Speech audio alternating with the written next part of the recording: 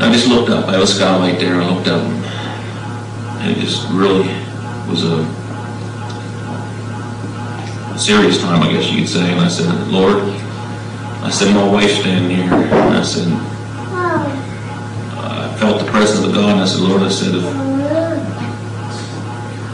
my request to you is that you heal Trevor. I wanted to give my request to God this time, so I'm going to give my request before to you, Lord, before my wife. I said, my request is that you heal Trevor. I said, you heal him completely. I said, you give him full use of his foot and his leg. I said, in your time and in your way, to your glory. My wife just like, I says, okay. She says, I believe it. I'm like, well, man, she does. You know how you feel when you do it. You just don't know how God's going to turn out. So anyway, we get ready and we go up to the hospital. And we go up in his room and they took him in and we went there and he wasn't in his room yet.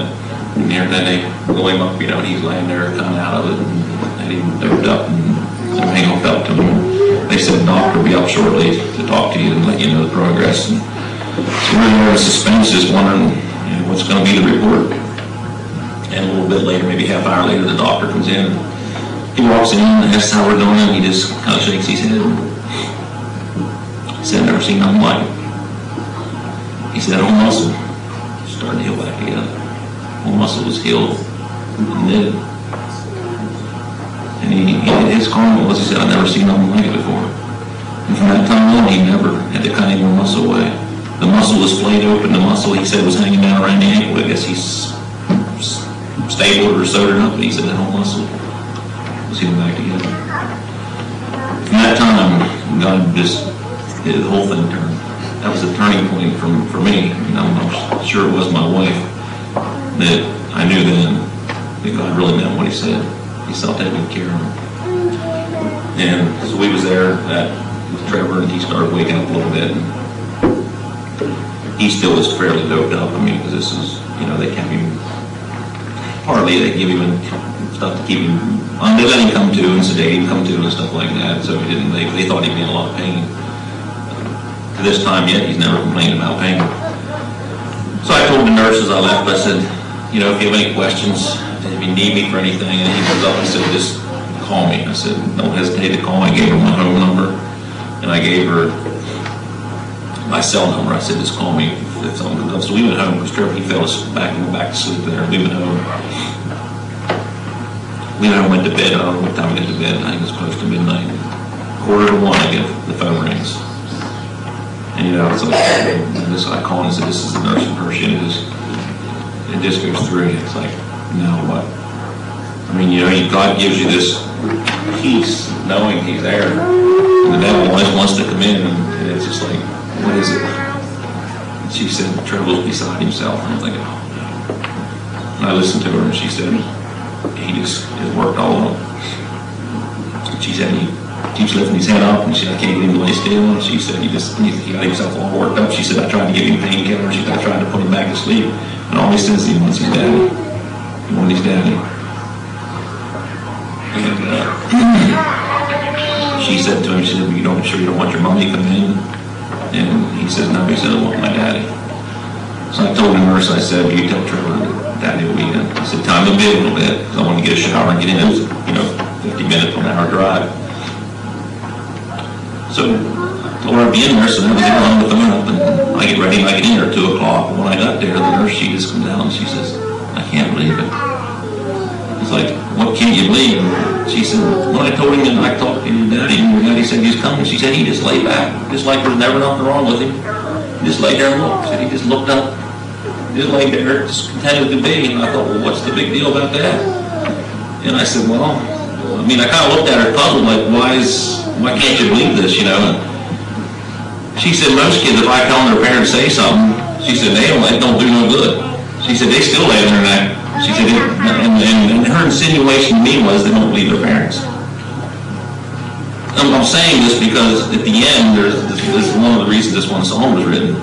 But it just touched me at that time a little bit. It didn't touch me until later, you know, that he believed it. When he heard his daddy's word, he didn't hear it himself. He was told when his daddy said he believed it. He lay there. She said, he just let her believe it. She said, I tried everything to get him calmed down.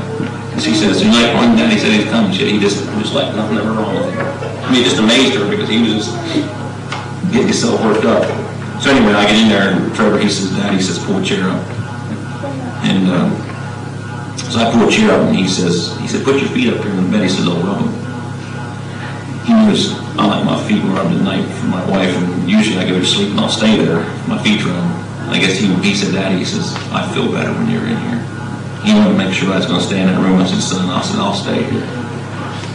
I said, if I put my feet up there and go to sleep, I'm getting wrapped up in them cords and jerk something loose. I said, you can rub them later. I said, I'll just sit here right now. So that was content. He was afraid. I said, well, I'll tell you what. I said, Daddy, hold your hand.